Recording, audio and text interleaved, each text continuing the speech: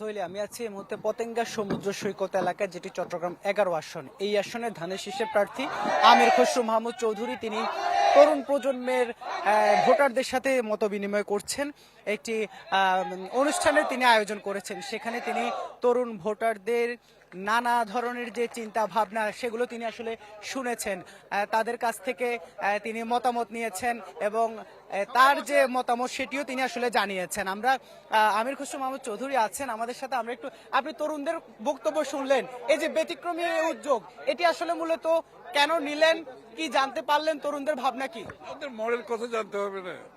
আপনি তরুণদের নিয়ে ভাববেন, তরুণদের নিয়ে পলিসি করতে চাইবেন, তরুণদের নিয়ে ভবিষ্যৎ করতে চাইবেন, তাদের মনের কথা শুনবেন না, তাদের চাহিদা শুনবেন না, তাদের চাওয়া পাওয়া শুনবেন না।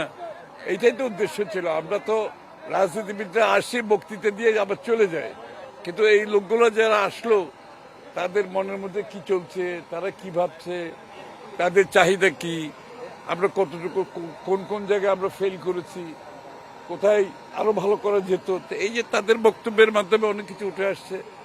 এটা তো আমার জন্য একটা এখান থেকে আমি কিছুটা জ্ঞান নিয়েও যাচ্ছি, আবার তাদের কথার কিছু উত্তর দেওয়ার চেষ্টা করেছি। সুতরাং এটা বোথ সাইড, এটা একদিকে হয় না।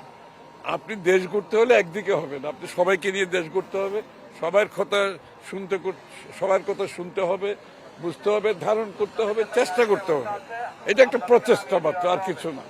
এটা আমাদের তরুণদের কথা শোনা, জানা, বুঝা, তাদের মনের কথাগুলো বুঝা আমাদের পক্ষ থেকে এটা একটা চেষ্টা মাত্র। এটা যে সবকিছু হয়ে যাবে তা না, এটা একটা চেষ্টা।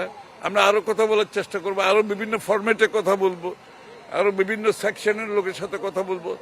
সো নাগরিকের সাথে আপনার নাগরিকের মনের কথা না বুঝলে তো আপনি দেশ চালাবেন কি করে?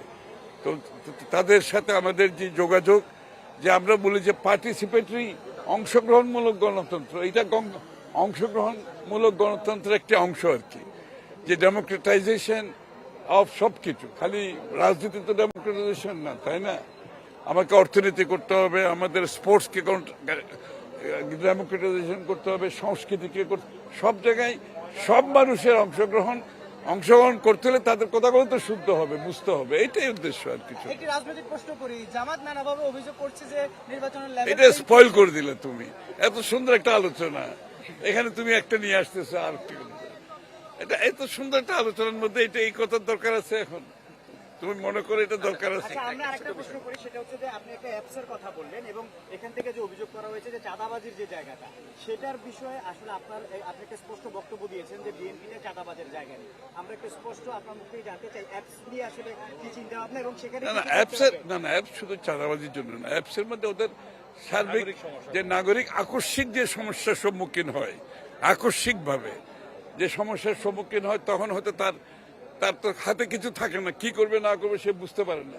ওই অ্যাপসটা ব্যবহার করে সে যখন ইনফরমেশনটা দিতে পারলো, ওই পাশ থেকে এটা একটা সমাধান আসার সুযোগ আছে। এই সমাধানটা দেওয়ার আমরা চেষ্টা করব, এই আর কি। এবং তরুণদের নিয়ে আপনার অনেকগুলো প্রশ্ন ছিল, কর্মক্ষেত্র তৈরি থেকে শুরু করে অনেক কিছু তারা জানতে চেয়েছেন। এই তরুণদের নিয়ে আপনি অনেক ভাবনাও প্রকাশ করেছেন।